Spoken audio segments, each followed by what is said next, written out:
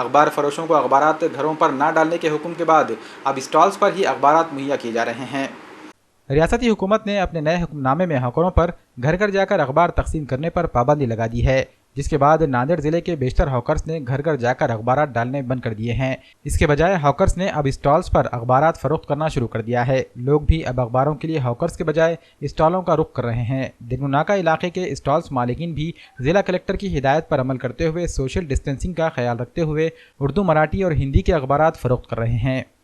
माननीय जिला अधिकारी साहब का जो आदेश था कि लोग जो डोर टू डोर जो पेपर डालते थे हॉकर, वो लोग नहीं आ रहे, इसलिए देगलू नाके पे ये स्टॉल से हम पेपर लेने के लिए आए हैं। और यहाँ पर मराठी पेपर, उर्दू पेपर, जो भी नांदेड़ के जितने भी पेपर हैं, कलेक्टर साहब के जो आदेश है कि स्टॉल से पेपर लो, तो हम लोग यहाँ आके पेपर लेके जा रहे हैं।